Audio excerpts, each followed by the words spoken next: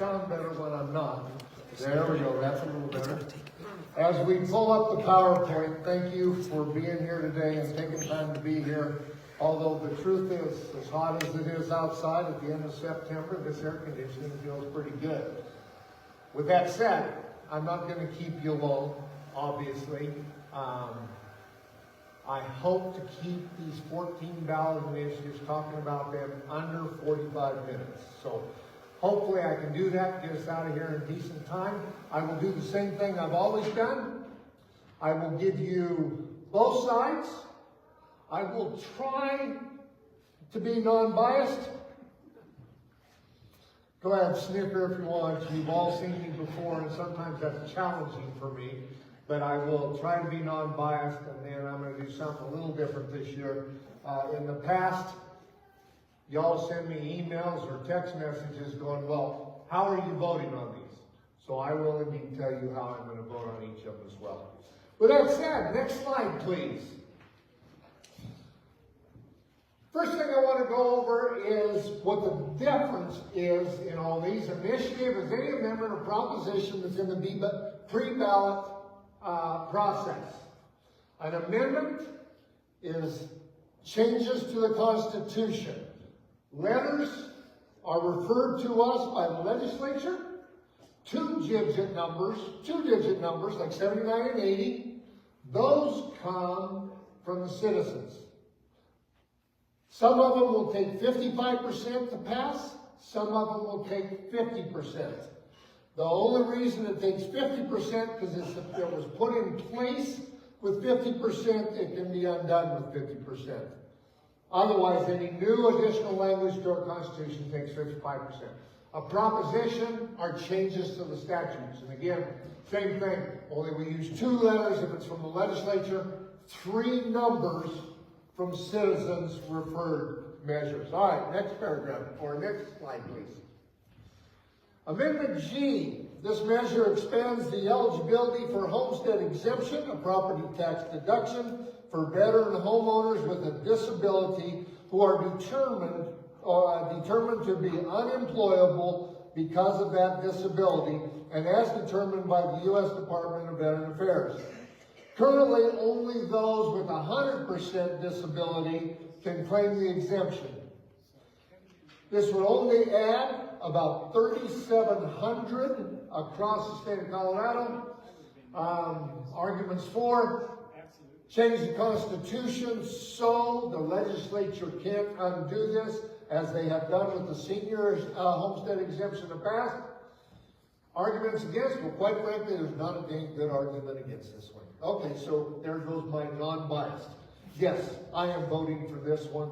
There is absolutely no reason to vote for it unless you don't want to show appreciation to the military. Next slide, please. Amendment H, this measure came out of calls in 2022 and 2023 for changes in our judicial discipline process after reports showed a substantial increase in the number of complaints about judges, most of which were dismissed by the state's Judicial Commission for lack of jurisdiction, as well as concerns about lack of transparency around the judicial discipline process. Amendment H is an important change that aims to enhance the transparency, integrity, and independence of the judicial discipline process. Historically, judicial discipline has been largely self-regulated, facing challenges in oversight and self-protection. Arguments for, obviously, they are policing themselves, and it hasn't worked out so well for all of us that find issues. When it comes up in the ballot, do you want to retain a judge? Very, very seldom do we not retain a judge. Arguments against? Well, they're the only ones that actually have the experience to understand these judicial discipline issues. I can tell you I am going to support this one as well. Next issue. Amendment I. This measure makes those charged with first-degree murder ineligible for bail. Prior to the repeal of the General Assembly of the death penalty in 2020, persons charged with first-degree murder were not eligible for bail. Without the possibility of a death sentence, persons charged with first-degree murder are now eligible for bail. However, in the United States, a person is considered innocent until proven guilty. If that individual is ultimately found not guilty at trial, a pre-trial detention means they would have spent time in jail for a crime they did not commit. One of the arguments for this is to put it back the way it was. Put it back so that judges do not have the leeway to take away someone's incarceration or let them out without some sort of valid reason. You have seen all the posts that we have seen from local sheriff's office, especially Logan County, where they get frustrated with judges, where they highlight someone's being charged with felony, and then they were released on a personal recognizance bond. This doesn't change that, but it starts to address the problem with that was undone when we did away with the death penalty in Colorado, where you couldn't hold them in bail. Okay? I had mentioned innocent until proven guilty. There is that possibility, obviously, that we could have someone in jail without bail that may be innocent. In our society, in our type of government, unfortunately, no matter what it is, sometimes there are injustices. I don't know what to tell you. If I was the one being incarcerated, I might have one opinion. Right now, I have the other opinion. I will be supporting this one as well. Next one, please, is Amendment J. This one overturns Amendment 43, which was adopted in 2006 by voters that banned same-sex marriage. It was approved on a 55 to 45% vote. If you look, it only requires a simple majority. Why is that? Because it was passed. It was put in the Constitution with a simple majority in 2006. So it can be undone with a simple majority. Obviously, and I need to go on, this one was actually undone by the U.S. Supreme Court. Amendment 43 was deemed null after the U.S. Supreme Court ruled in favor of same-sex marriages nationally in 2015. So you ask the question, why do we even need this? If you already have those protections of same-sex marriage, Josh, can you give me some water? Yeah. If you already have these protections of same-sex marriage, why do you need them? The fear is that if indeed a Supreme Court, the current Supreme Court, rehears another case that changes the precedent, and all of a sudden then goes back to, or undoes that same-sex marriages are legal, Colorado would then be, if this passes, then have the language in its constitution that would allow same-sex marriages, that would overturn still what was done in Amendment 43. Okay? Arguments against this: definition of marriage should be preserved in the Colorado Constitution. Now, why did I put an I at the end of that? That's a very good question. That's what happens when you stay up too late at night to work all these. On this one, I indeed am going to vote no. Oh, one other thing I was going to mention on this. Some of these I want you to understand, sometimes you have to follow the money and where the money comes from so you know what's driving the efforts. The money here is from Freedom to Marry Colorado. It's an issue committee registered to support Amendment J, with funding coming primarily from One Colorado Education Fund, the Rose Community Foundation, and the Marriage Defense Fund. The latter manages more than 150 donor-advised and collaboratively funds for progressive causes and is partly owned by Service International Employees Union, which is affiliated with Colorado Winds, our state employer. The one other thing you need to understand about those issue committees that I just mentioned, they don't have to share who their donors are. So it truly is dark money. And when we get to a couple other issues, I'm going to show you, there's some on the Republican side or the conservative, not necessarily the Republican side, conservative side, because there's a couple of these where both of them hate them. So here we go. Next slide, please. We are on Amendment K. The measure adds an extra week for some specific election deadlines that include changing from 3 months to 3 months and 1 week the deadline for filing initiative petitions with the Secretary of State. The reason for this, and understand, I want you to also understand, your own senator, Senator Byron Pelton, was one of the guys to work on this and has carried this bill and got this on the ballot. Senator Pelton saw the same need that I have, and that I've had conversations with our county clerk and a couple of others, that it becomes increasingly challenging to get ballots to those overseas, especially our military, and back within 3 weeks. So we extend that for a week to give them a little extra time so that we make sure those ballots are counted election day and don't become provisional because they show up after election day. The downside to that is you will have less time to get a petition on the ballot. You'll have to start a week earlier.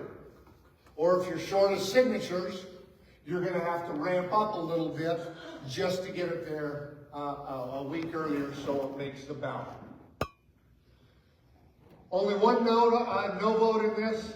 I don't even remember who it was now. This does require a 55% approval. I will be supporting this. Next slide, please. Now we're in, thank you.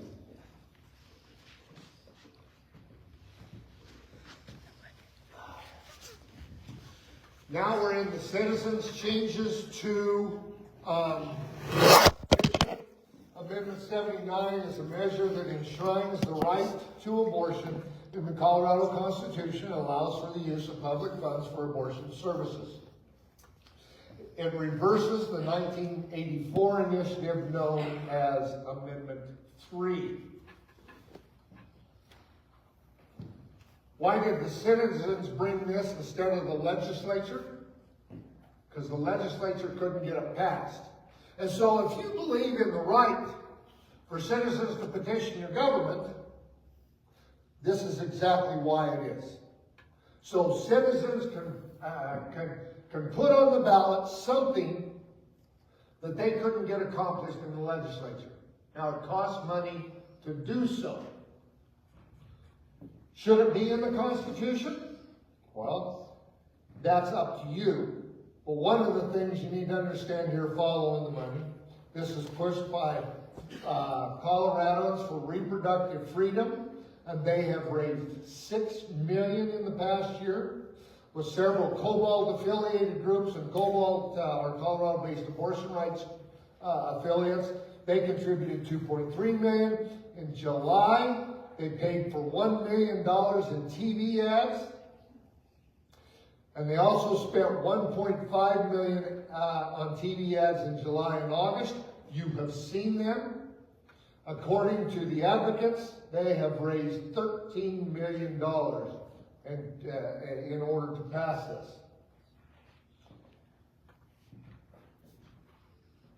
I'm going to stop here a little bit and explain a couple of things. Sometimes things are put on the ballot not necessarily to change policy, but to get people to vote.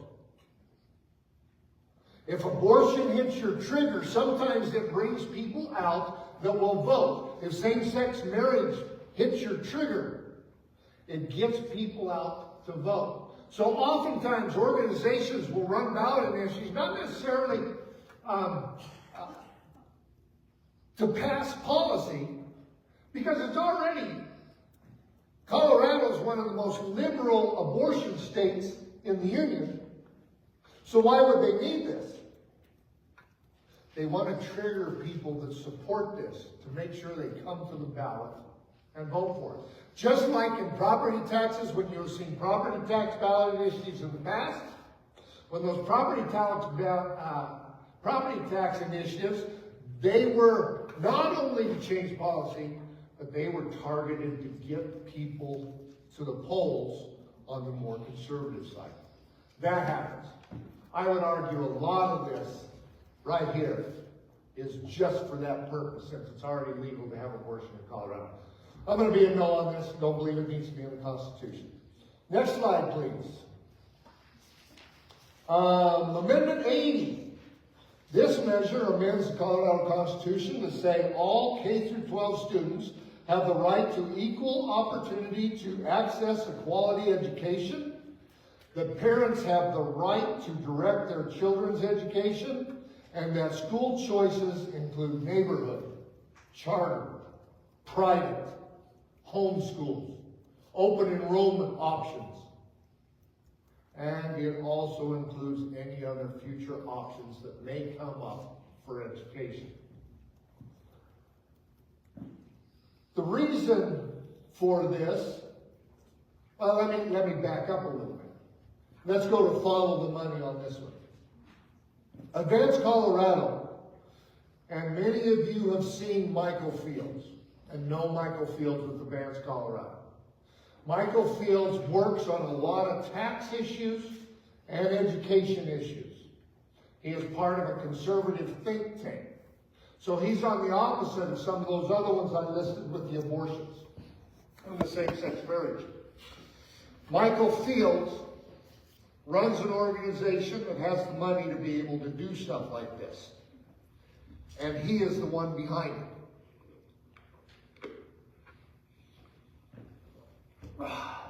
Sorry about that. I'm talking too much already. They've already been running podcasts and ads on social media in support of the measure. Colorado Dawn, a group that backed Eric Adlin for Congressional District 7 in 2022 and opposed former state rep Dave Williams from Congressional District this year, spent $960,000 on petition circulators, just shy of $1 million for Amendment 80. Understand that last group I just talked about is on the left.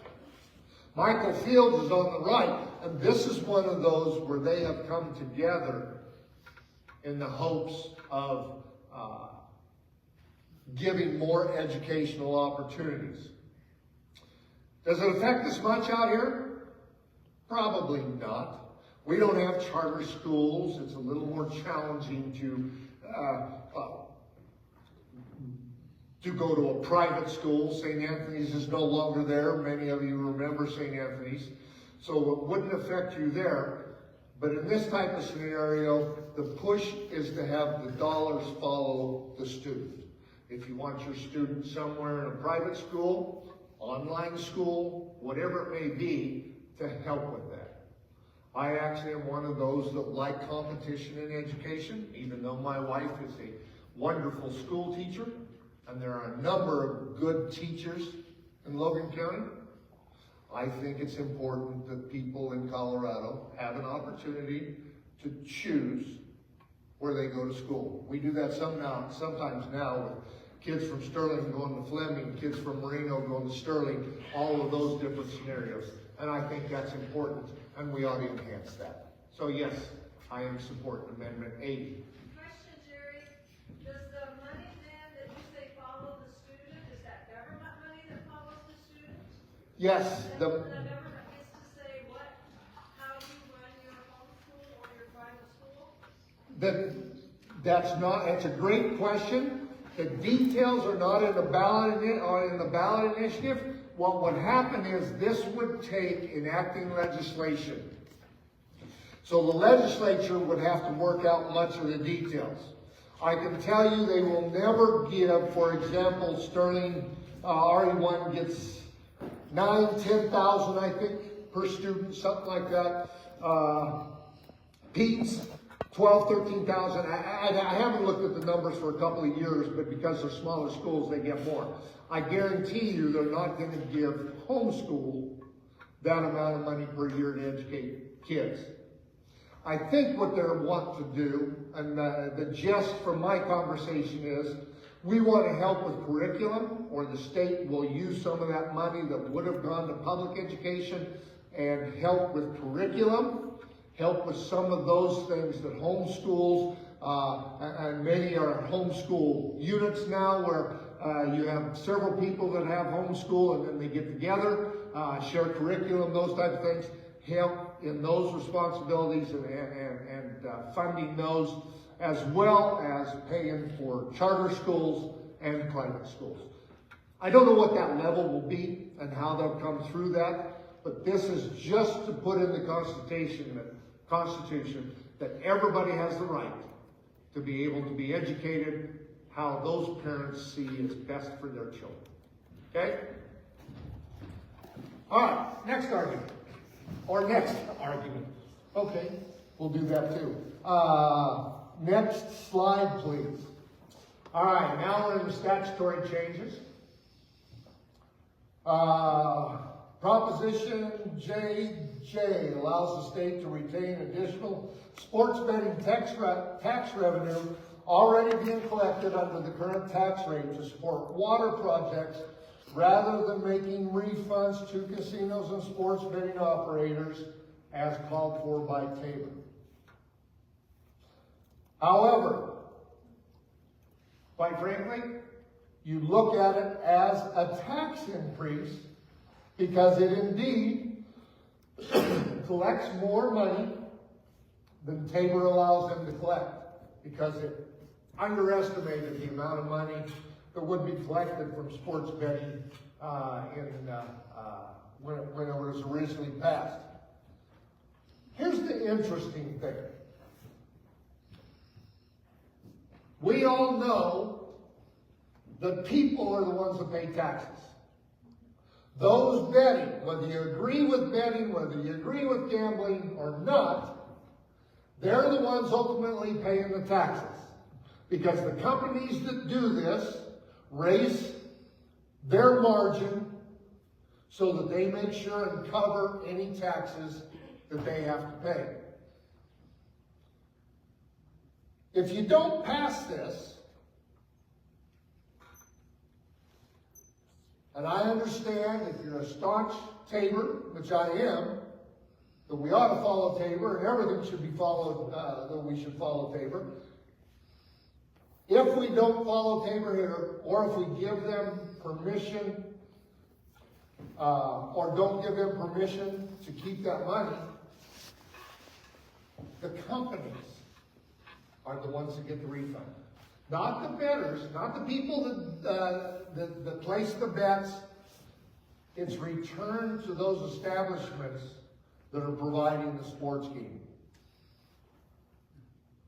So who wants to pass this? Or who wants this not to pass, actually?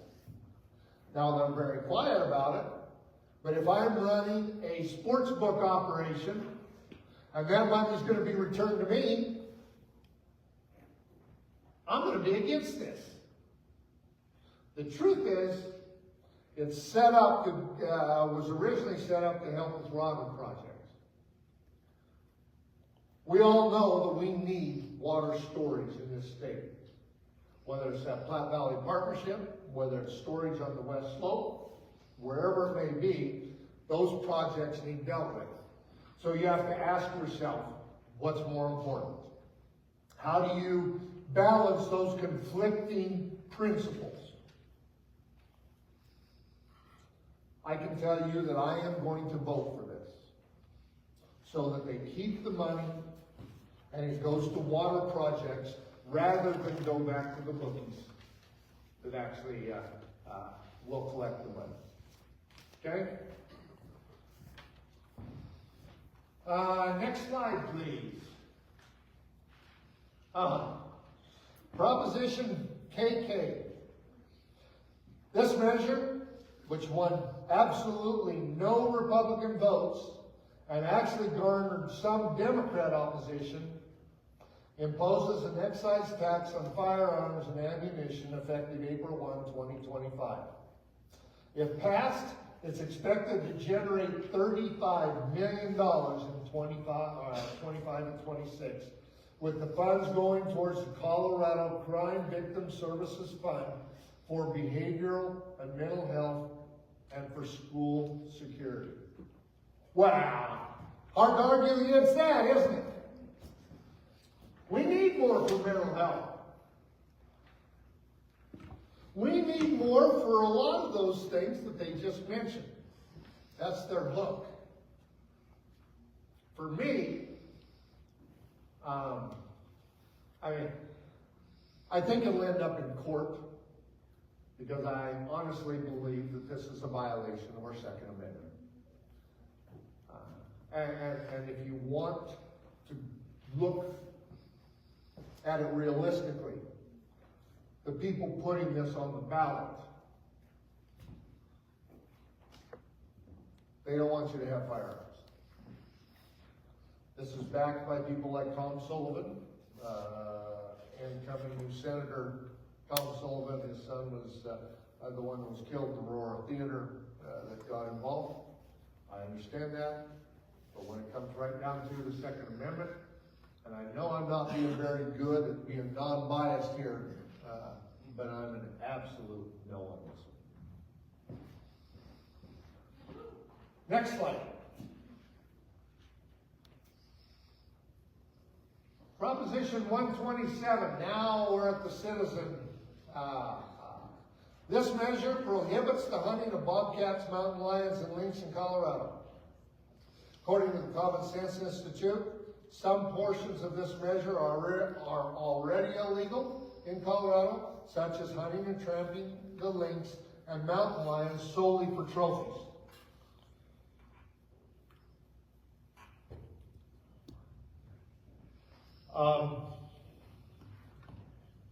Gosh, I'm having a hard time. This is one of the dumbest things in the world. All right, so I'm not being very politically correct. This is one of those deals where animal rights activists looked at the support of the wolf and said, you know what? Colorado's our testing ground. This is where we're going to try it again. Let's see if we can stop the hunting of those animals. And understand, the idea of hunting for trophies is sometimes challenging. But I can tell you that every species in Colorado, whether you agree with Colorado Parks and Wildlife or not, they have a plan to manage an ecosystem. So if you do things like introduce wolves, which then reduces the amount of deer and elk and moose, and as of last week, horses and cattle, that changes that ecosystem. So because of that, they had to reduce the number of elk licenses, deer licenses in certain areas so they can manage that population. If we do this, it becomes a huge challenge for Parks and Wildlife to be able to manage the population of species and have a balanced ecosystem. Okay? I am a huge no on this one as well, even though I've had my battles with Parks and Wildlife. They do a good job of trying to balance our ecosystem. Okay? Which one we on? 128? Next slide, please.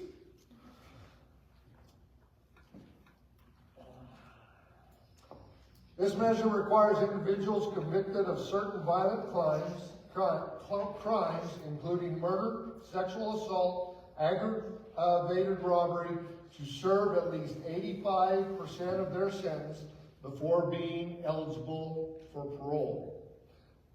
Those convicted of a violent offense 3 or more times will be required to serve their entire sentence without being eligible for parole or early release. Follow the money? This is a Michael Fields initiative. He also wants criminals to stay in jail. Is this the one with district attorneys, or was it the death penalty, or the other one with their support? This one. Yeah. What's that? Yeah, do, Travis. Watch your water cup. This also goes to what I was talking about earlier about judges creating so much leniency, letting felons out with personal recognizance, those type of things. Right. So parole eligibility is one of the most boring legal topics you can talk about, but it's really important. Here's your parole eligibility lesson in 2 minutes or less. Right now, and Judge Singh is here, so you can correct me if I'm wrong. Most crimes in Colorado, from burglary to second-degree assault, I use a deadly weapon, or I punch a Jerry in the nose and break its nose. I'd never do that to you, Jerry. But you're parole eligible after you serve 50% of your crime less. They calculate earning good time there. So really, most people, for most crimes, distribution of drugs, burglary, felony assault like that, you're parole eligible, assuming you get all your earning good time, which some people don't behave well in prison, but if you do, you get all of that. You're parole eligible after you serve approximately a third of your sentence. I've put people in prison for 10 years, they're out after 3 on felony assault. That's most crimes in Colorado. The exceptions are sexual assaults, and then second-degree murder, first-degree assault, first-degree burglary, first-degree arson, aggravated robbery, and I'm forgetting one more, I think.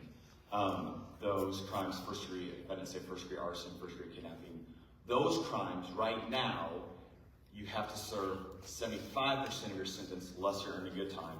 So you're parole eligible after serving about 2/3 of that sentence. This 85% would apply to those same 6 crimes, basically in sexual assault. It wouldn't apply to the burglaries, the menacings, to drug distribution. It would just apply to those same crimes that right now you get 75%, really 2/3%. So for those limited assaults, so first degree assault, for example, is like deadly weapon plus serious bodily injury, those kind of crimes. Then you would have to serve not your full 100%, but have to serve 85%. So an inmate would still get some sentence reduction. You still wouldn't serve, let's say I commit first degree assault, I get a 20-year sentence. I would still have to serve 85% of 20 years. Again, you know, I'm bad at math.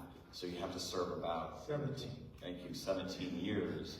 So you won't have to serve the full 20, but way more than they're currently serving. There's your 2-minute version of parole eligibility. Thank you, Trevor.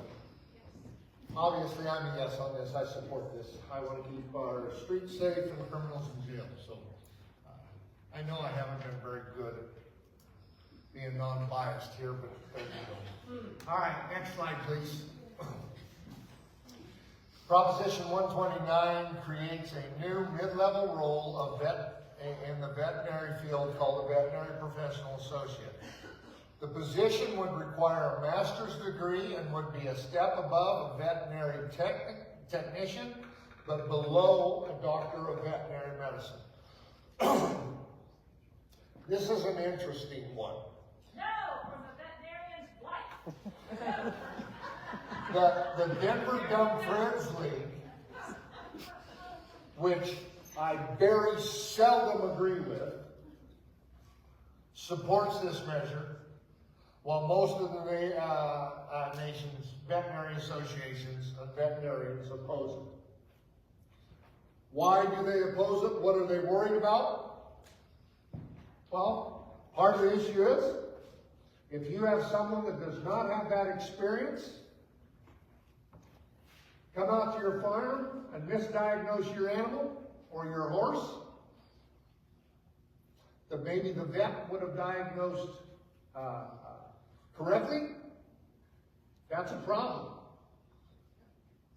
The other side of that is, you can't get a vet to come out to your place, so you have no treatment. Is a misdiagnosis worse than the mistreatment? I can tell you that's a question you're going to have to answer. Now remember, the legislature, and we have done, when I was in the legislature, I tried to do everything I could to get more people to go to vet school. Lawmakers on the Joint Water Resources and Agriculture Review Committee heard testimony on the proposal for the degree from Colorado State University, but chose not to run legislation to advance it. The General Assembly passed a bill in 2024 to expand the scope of practice for veterinary technicians. Supporters of Proposition 129 point to the degree as a way to address workforce shortages in the veterinary profession. Opponents, including the American Veterinary Medical Association, claim the proposed training for the proposition is completely inadequate and will lead to missed and delayed diagnosis, ineffective treatment, and repeat visits, all of which lead to more suffering for the animals and increased cost for the client. This is a tough one. I remember when they came up with nurse practitioners as a step between a nurse and a doctor. And now, oftentimes, my doctor, we're short of doctors, I see nurse practitioners. Do I feel comfortable with their diagnosis? Most of the time. Do I feel comfortable with my vet's diagnosis? Always. Would I feel comfortable with one of those mid-levels in there? I don't know. I honestly don't know. I know it's a challenge to get people, especially in rural Colorado. And you're exactly right. Dr. Coakley is my vet. I love him to death. But when he had cancer and was getting cancer treatments, I couldn't get him that. You could too. We have Let's keep it down back there. Ladies and gentlemen, please remember this is nonpartisan. We are trying to learn information about these ballot initiatives. At this time, please let Commissioner Sonnenberg continue with his presentation so we can get through the last three of these. Thank you. So we'll follow the money here. The Denver Dumb Friends League is the primary funder for the issue committee. All pets deserve vet care, which has raised $1.35 million to date, with $1 million from the Dumb Friends League.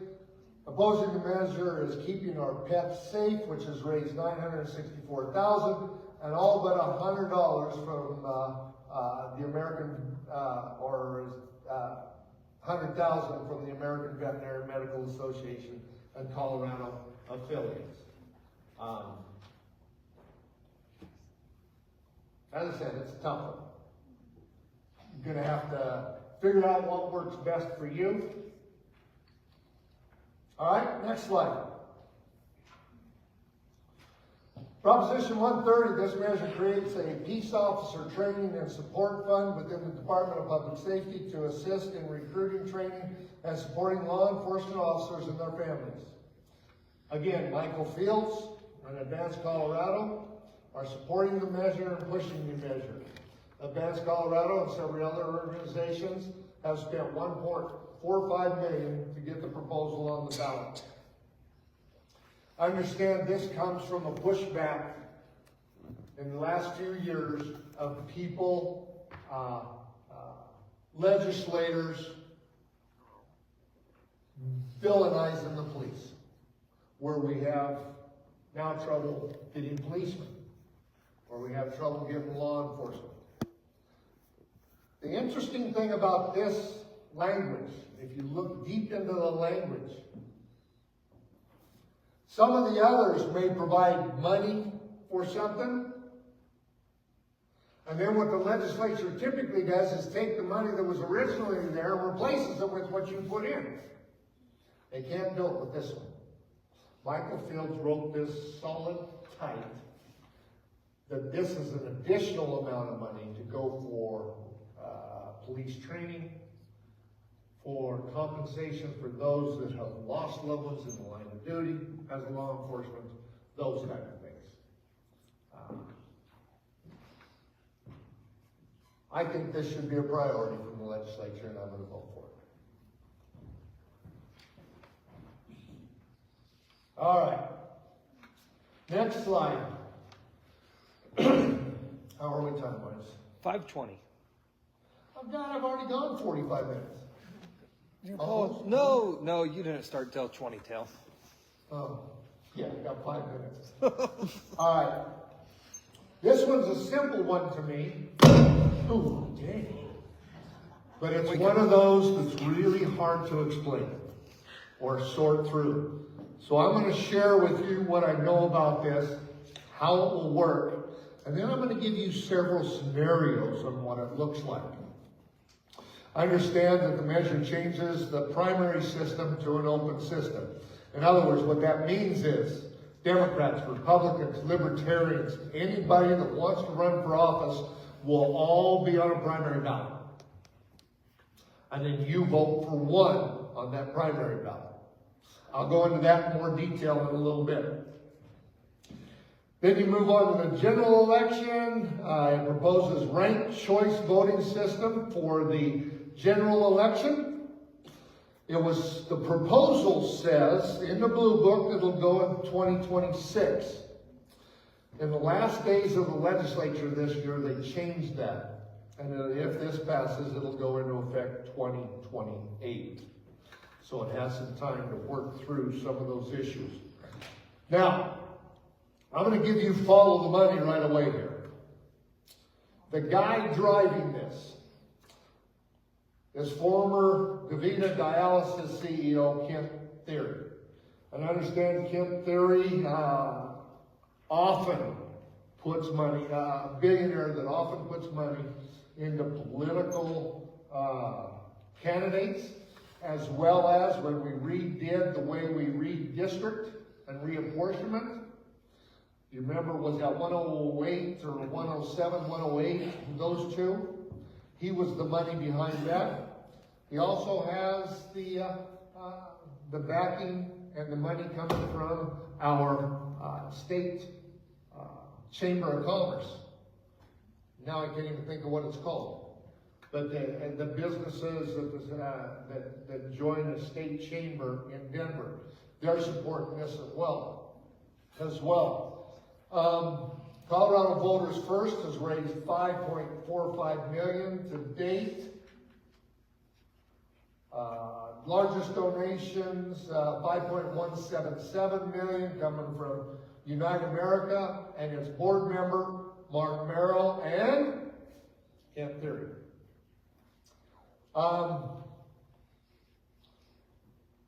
This is fascinating. I had a conversation with a dear friend last night, and maybe you remember her, Carrie Donovan, who was chair of Senate Ag when the Democrats were in charge. I was chair of Senate Ag when Republicans were in charge. Her husband is Shad Merritt, the head of the Democrat Party. A true friend, a guy that I trust and like.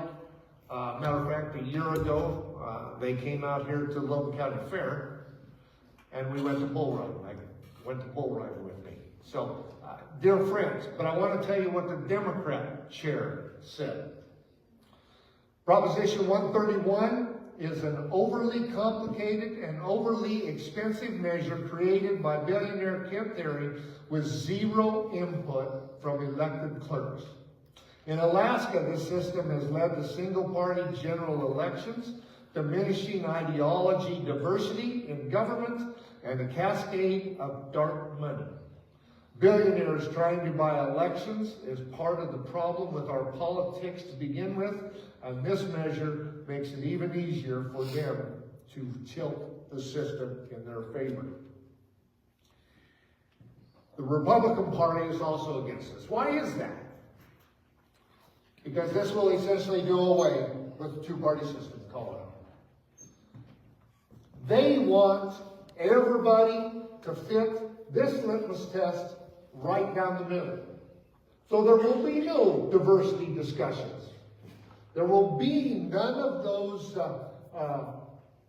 conversations where, okay, this person on the far right, this person on the far left may come together or may find common ground.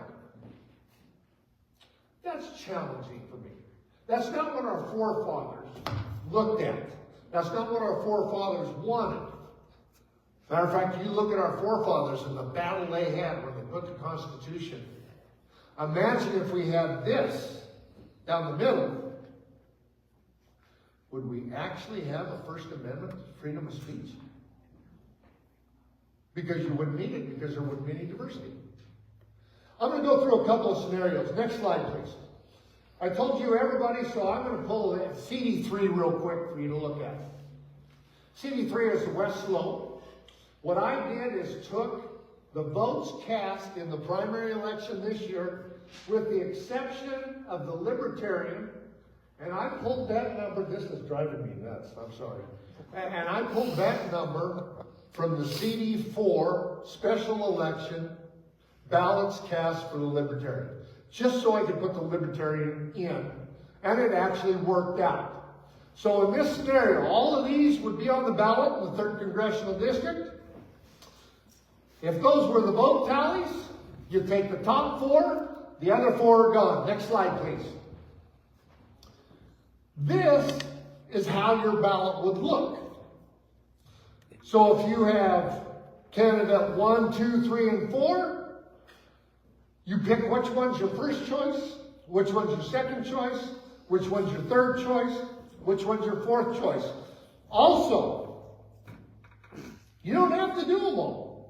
You can just do a first choice. That creates interesting scenarios, which I'll show you here in a little bit. Next slide. Commissioner, Yeah.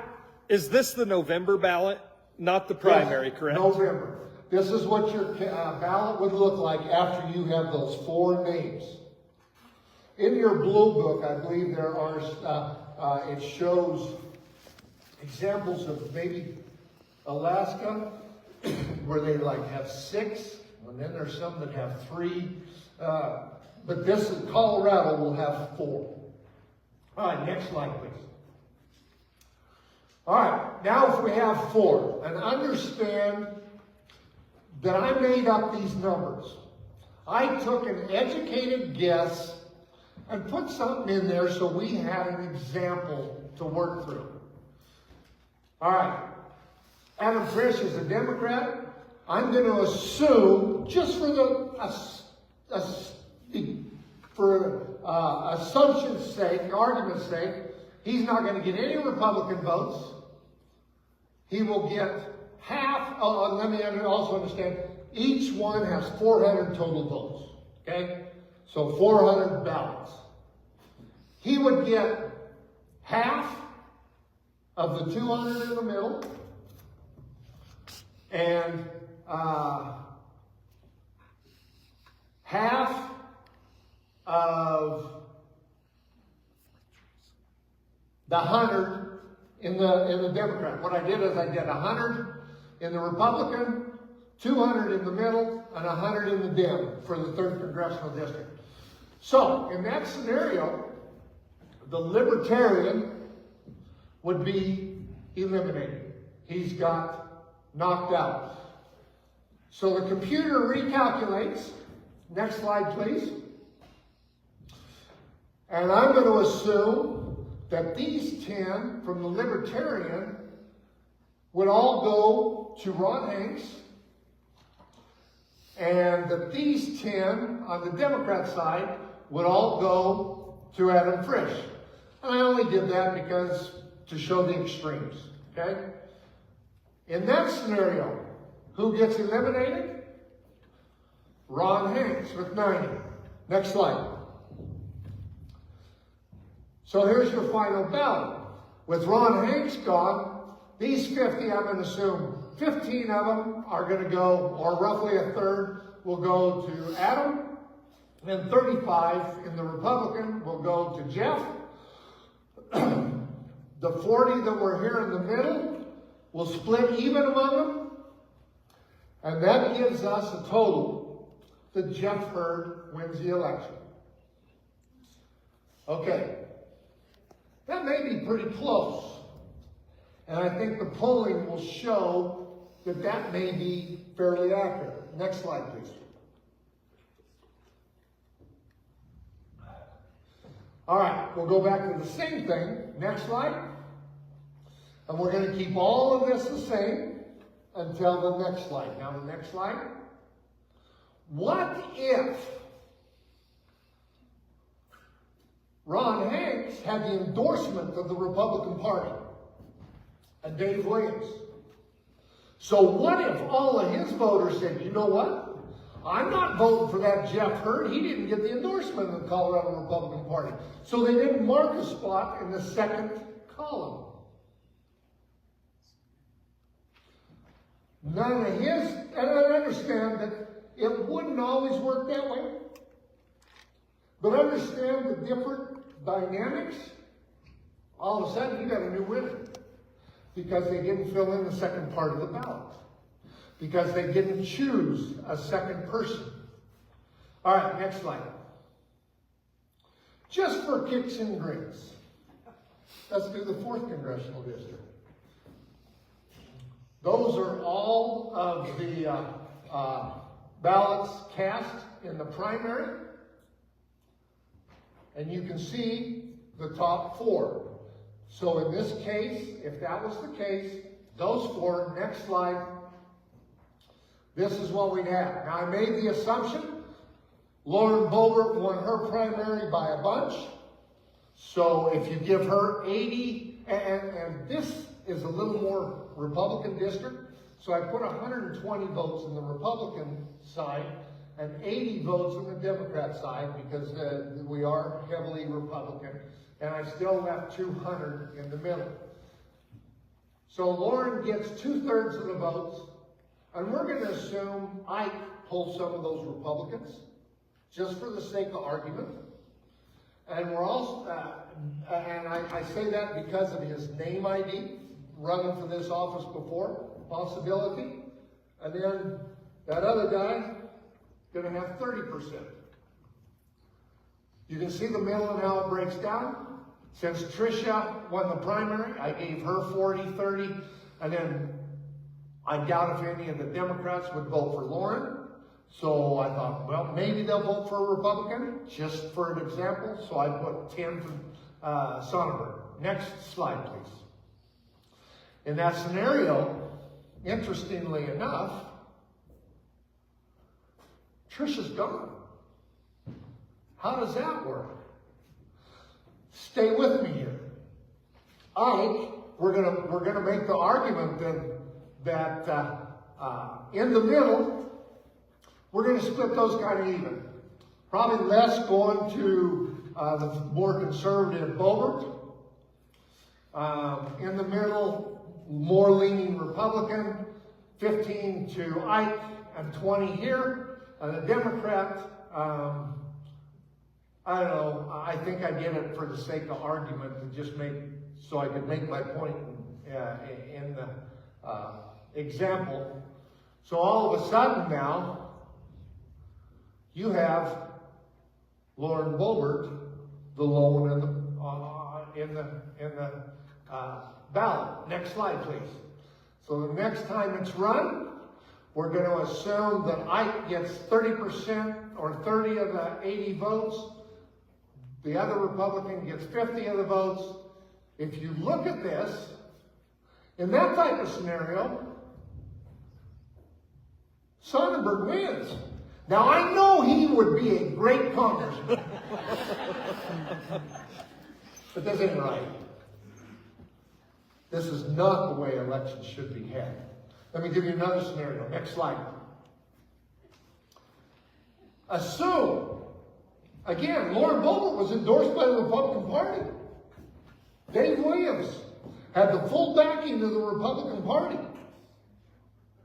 Those that voted for Lauren, let's assume they wouldn't vote for me. So Sonnenberg didn't get any of that. So he stays here and he stays here, and these 80 votes aren't cast anywhere else. All of a sudden, you have a new winner.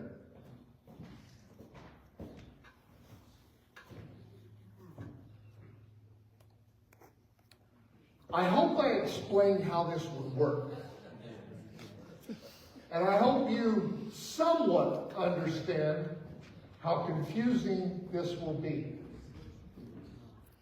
I hope you also understand, and I understand, this is the best year in the world to run it. You got Republicans in total turmoil with the leadership. People are frustrated. They're looking at the Republican Party going, what are we doing? Why do we need a Republican Party if they're going to do this? Maybe we ought to do the right choice. I'm telling you that if you do this, I don't think you'll like the results. Their idea is to get rid of extreme ideas and focus solely on the center. And that sounds great. But how are you going to figure out where the center is if you can't vote? If you can't have those differing opinions on the floor of the state Senate? Next slide. I took a little longer than I was hoping to. I know that's confusing, but I hope it was somewhat helpful. As you can tell, I'll be a no on 131. Again, I wasn't very good this year at trying to, I sort of tried to give both sides, but you know me, as I get older and do a little more. With that said, thank you all for being here. God bless you.